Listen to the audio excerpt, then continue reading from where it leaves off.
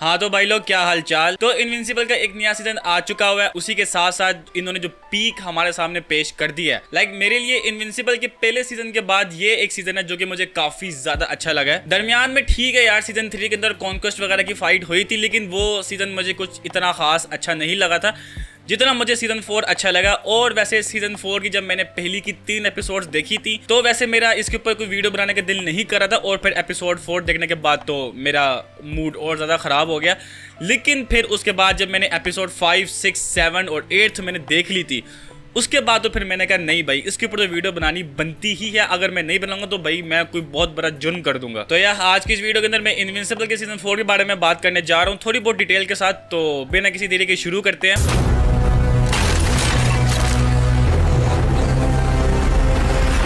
Video में आगे बढ़ने से पहले अगर आपने अभी तक ये चैनल सब्सक्राइब नहीं किया तो यार कर लो यार सब्सक्राइब। मतलब अगर अपनी ही कम्युनिटी के लोग अगर मुझे सपोर्ट नहीं करेंगे तो फिर और कौन करेगा। अब तुम लोगों को पता होगा कि इनविंसिबल एक ऐसी एनिमेशन सीरीज है जिसको लेके मेरे दिल में एक अलग से जगह है। I mean, इसके एनिमेशन स्टाइल मुझे कुछ इतना खास अच्छा नहीं लगता और वो तुम सभी को बड़ी अच्छी तरह से नजर आता भी है। लेकिन अगर मैं इसकी स्टोरी को लेके बात करूं तो इसकी story in my opinion 10 out of 10 है। और वैसे Amazon प्राइम को लेके अगर मैं बात करूं तो पहले तो वो बिल्कुल चुपचाप बैठा हुआ था। मतलब Amazon प्राइम में से हमें कोई इतनी अच्छी सीरीज नजर आ रही थी, लेकिन फिर Amazon प्राइम ने सोचा कि मैं अपने 2 पीक शोज आगे पीछे एयर करता हूं। तो फिर इन्होंने इनविंसिबल का 4th सीजन और द बॉयज का फाइनल सीजन इन्होंने एक साथ ही लॉन्च कर दिया। तो वैसे अभी द बॉयज का लास्ट सीजन अभी मैंने स्टार्ट नहीं किया, मैं उसकी थोड़ी बहुत एपिसोड्स आने का वेट कर रहा हूं। लेकिन इनविंसिबल को लेके अगर मैं बात करूं तो ओ भाई साहब, मतलब मुझे समझ नहीं आ रही कि मैं इस सीजन को लेके किन किन चीजों के बारे में बात करूं। अब इस सीजन को लेके मैं सबसे पहले जिस चीज के बारे में बात करना चाहता हूं वो होगा विल्ट्रम की बैक स्टोरी। मतलब विल्ट्रम की बैक स्टोरी मुझे इतना हिट करी कि मैंने बिल्कुल भी ऐसा एक्सपेक्ट नहीं किया था।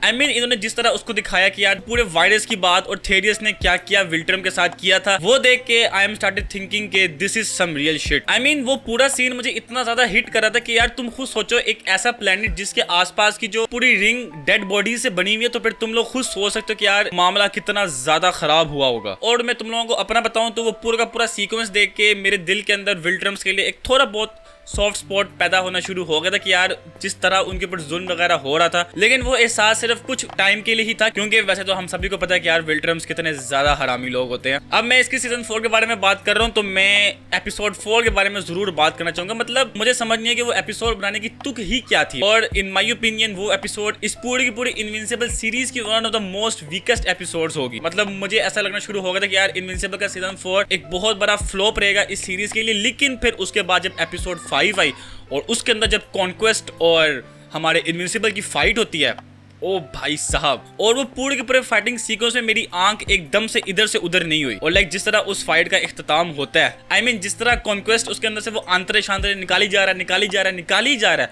और मैं बस वहां पे बैठ के ये सोच रहा था कि यार इसके अंदर और कितनी ज्यादा आंतरे होंगे भाई। लेकिन खैर उसके बाद अब अगर मैं इस सीजन के one of the most highlighting character के बारे में अगर मैं बात करूं जिसको लेके वो बहुत टाइम से हाइप किए जा रहे थे, और उस कैरेक्टर का नाम है थ्रैक। अब टू बी वेरी ऑनेस्ट, मैंने इसके बारे में पहले बहुत ज्यादा सुन लिया हुआ था, और वैसे मैंने इसका गेटअप कॉमिक के अंदर देख लिया हुआ था कि यार इसकी शक्ल किस तरह की होनी है। लेकिन जब एनिमे के अंदर मैंने फर्स्ट टाइम इसको देखा था तो इसकी शक्ल देख के मेरा मूड उधर ही ऑफ हो गया यार। आई मीन, जो थ्रैक को लेके जो ये कह रहे थे कि one of the most powerful character है इस पूरी सीरीज के अंदर और वो सबको मार के रख देगा, लेकिन एनिमे के अंदर उसकी शक्ल को देख के ऐसा बिल्कुल भी नहीं लग रहा था। मतलब वो तो एक चंपू सा लग रहा था। लेकिन फिर उसकी नेक्स्ट एपिसोड के अंदर जो थ्रैक ओरा फार्मिंग करता है, आई मीन अगर मैं इसकी सेकंड लास्ट एपिसोड के बारे में बात करूं जो कि मेरे लिए one of the most favourite episodes थी। आई मीन इस सीजन की लास्ट की 4 एपिसोड्स मेरे लिए 10 आउट ऑफ 10 ही थी। लेकिन सेकंड लास्ट एपिसोड के अंदर लाइक वो नोलन, मार्क और थेरियस विल्ट्रम को तबाह करने जाते हैं, और वहां पे जब उनको थ्रैक मिलता है और थ्रैक के साथ बाकी 37 विल्ट्रमाइट्स मिलते हैं, तो उस वक्त मैं फुल एक्साइटेड हो गया था कि फाइनली हमें थ्रैक का थोड़ा बहुत एक्शन देखने को मिलेगा। क्योंकि मैंने इसकी कॉमिक बुक रीड नहीं की हुई, मैं सिर्फ इसका एनिमे ही देख रहा हूँ, तो मुझे पता था कि यार ये काफी ज्यादा पावरफुल है, लेकिन मुझे ये नहीं पता था यार कितना ज्यादा पावरफुल है।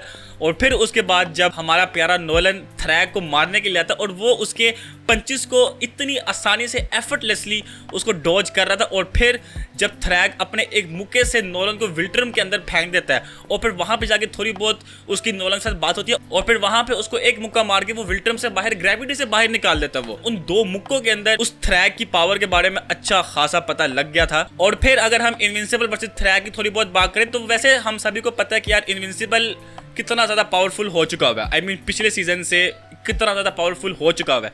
लेकिन फिर भी मैंने कॉमिक बुक नहीं पढ़ी हुई, तो मैं तो बिल्कुल भी कॉन्फिडेंट नहीं था कि यार इनविंसिबल उस वक्त सेकंड लास्ट एपिसोड के अंदर थ्रैग के साथ 1-on-1 फाइट कर सकता है। और लाइक सिर्फ इतना ही नहीं, थ्रैग हमारे थेरियस को एक चुटकी बजा के मार देता है। आई मीन वो थेरियस जिसने विल्ट्रम को तबाह करके रखा हुआ था, उसको थ्रैग ने एक चुटकी में मार दिया उसको। तो वहां से फिर उसकी पावर के बारे में सबको पता लग जाता है। और फिर उसके बाद अगर मैं उस सीन के बारे में बात करूं जिसमें नोलन, थेरियस और मार्क विल्ट्रम प्लेनेट को तबाह करने के लिए जा रहे होते हैं इन्फिनिटी बीम की मदद से। आई मीन मैंने इसकी कॉमिक बुक नहीं पढ़ी हुई, लेकिन इस सीन को लेके कॉमिक बुक में थोड़ा बहुत देखा था, तो मुझे पता लगा था कि इस सीन को इन्होंने कॉमिक बुक के अंदर सिर्फ 2 या 3 पैनल्स के अंदर ही मुका दिया था, जो कि आई डोंट थिंक जस्टिस है इस सीन के साथ। लाइक जिस तरह एनिमे के अंदर उन्होंने पूरा वो सीक्वेंस बिठाया था, और लाइक जिस तरह मार्क हमारा पीछे होने लगा था, लेकिन नोलन उसको पकड़ के कहता कि तुम मेरे साथ रहो। लाइक वो बाप बेटे का भी एक बॉन्ड बहुत ज्यादा अच्छा हमें वहां पे दिखा था। और उसी सीन में हमें इस एक्शन की इंपॉर्टेंस का पता लगता है कि यार नोलन कितना ज्यादा ख्वाहिशमंद है इस विल्ट्रम प्लेनेट को तबाह करने के लिए। और वहां पे जब वो विल्ट्रम प्लेनेट की तरफ जा रहे थे, तो वो थ्रैग जो कि अभी तक ऑरा फार्म कर रहा था और सबको अपने नेरे भी लगने नहीं दे रहा था, उस थ्रैग के चेहरे में पहली दफा हमें एक टेंशन देखने को मिलती है। और फिर इवन दो थ्रैग वहां पे उन सबका पीछा करता भी है, लेकिन तब तक बहुत देर हो जाती है। और उसके बाद जो थ्रैग हमारे नोलन और मार्क के साथ करता है, और थ्रैग की पावर का हम व्यूवर्स को भी काफी ज्यादा अंदाजा हो रहा था कि लाइक जब हमारा ऑलिवर थ्रैग के पास जा रहा था, तो हम सभी को पता था कि यार ये नहीं कर पाएगा,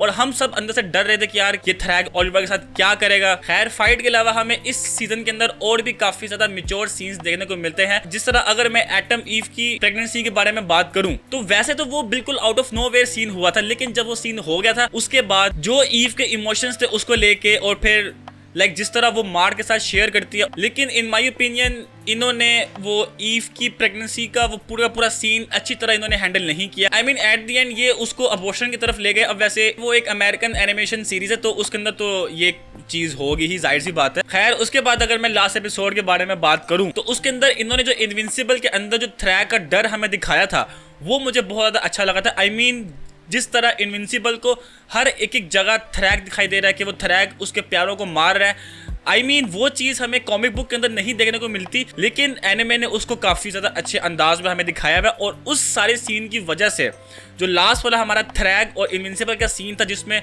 वो इनविंसिबल को 2 चीजें ऑफर करता है, वो सीन काफी ज्यादा एक इफेक्टिव हमारे सामने पेश हुआ था। आई मीन उस सीन में जब थ्रैग उसके सामने 2 ऑप्शन रखता है कि आया कि तुम हमारे साथ फाइट करो, या फिर हम चुपचाप अर्थ के अंदर बसेंगे और हम अपनी ब्रीडिंग करवाएंगे, और फिर जब वो बच्चे 15-20 साल के होके अपनी पावर को डिस्कवर करेंगे, तो फिर हम उन सबको दोबारा अपने साथ मिला देंगे। तो जब उस वक्त इनविंसिबल ने वो फैसला लिया, तो स्टार्टिंग में तो मुझे वो फैसला कोई इतना खास सही नहीं लगा था, लेकिन एपिसोड खत्म होने के बाद मैंने थोड़ा बहुत सोचा, तो फिर मुझे ऐसा लगा कि यार उस वक्त इनविंसिबल ने बिल्कुल सही फैसला लिया, क्योंकि अभी उसी पिछली एपिसोड के अंदर ही नोलन, थेरियस और इनविंसिबल और ऑलिवर ने थ्रैग और बाकी विल्ट्रमाइट्स के साथ फाइट की थी, लेकिन उनसे नहीं हो पाई थी। और अब नेक्स्ट सीजन में पता नहीं ये क्या करेंगे, अब एक तरह का एक सस्पेंस इन्होंने बना के रखा हुआ है। अब उसके अलावा अगर मैं डेब और नोलन की सीन्स के बारे में बात करूं, तो वो बहुत ज्यादा कमाल के सीन मुझे लगे थे। आई मीन वो scenes one of the most well written scenes थे। आई मीन मैंने देखा है कि कॉमिक बुक के अंदर डेब अपने अंदर के ख्यालात को कुछ इतने अच्छी तरह से जाहिर नहीं करती, लेकिन एनिमे के अंदर काफी ज्यादा अच्छे सीन्स थे। और लाइक वो नोलन का और सीसल का सीन भी काफी ज्यादा अच्छा था। इवन दो उस वक्त सीसल की नोलन को देखकर फटी हुई थी, और इवन दो नोलन को भी ये चीज़ पता होगी क्योंकि वो उसकी दिल की धड़कनों को महसूस कर सकता है, लेकिन फिर भी सीसल जिस तरह कहता है कि get the fuck out of my world, वो सीन देख के मुझे थोड़ी बहुत हंसी भी आई थी कि यार जो पूरा कॉन्क्वेस्ट का जो पूरा ड्रामा हुआ था, वो सब कुछ उस सीसल की वजह से ही तो हुआ था। और इसी के साथ साथ जो इन्होंने वो नोलन, मार्क और ऑलिवर का जो बॉन्ड बनाने की कोशिश की थी, आई मीन वो बाप बेटे का दोबारा से बॉन्ड बनाने की कोशिश की थी, वो सीन मुझे बहुत ज्यादा अच्छा लगा था। आई मीन मुझे ये देख के काफी ज्यादा अच्छा लगा था कि किस तरह ऑलिवर पहले नोलन से नफरत कर रहा था, और फिर सीन गुजरने के साथ साथ मार्क, ऑलिवर और नोलन आपस में कितना ज़्यादा कनेक्टेड हो गए थे, तो वो चीज़ मुझे बहुत ज़्यादा अच्छी लगी थी। आई मीन जिस तरह नोलन का करेक्टर डेवलप हुआ है। तो यह इसी के साथ आज की वीडियो को मैं इधर ही ख़त्म करता हूँ। अब वैसे इसके अगले सीज़न के लिए मैं काफ़ी ज़्यादा एक्साइट हो चुका हूँ। अब मुझे ये नहीं पता कि यार इसके आगे कितने सीज़न आएंगे, लेकिन नेक्स्ट सीज़न के लिए तो बहुत ज़्यादा एक्साइटेड। तो इसी के साथ अगर आपको आज की वीडियो पसंद आई है तो हमारे इस चैनल को सब्सक्राइब कर दें, और मैं मिलता हूँ आपको अपने किसी नेक्स्ट वीडियो में। तब तक के लिए अल्लाह हाफिज़ एंड सायोनारा।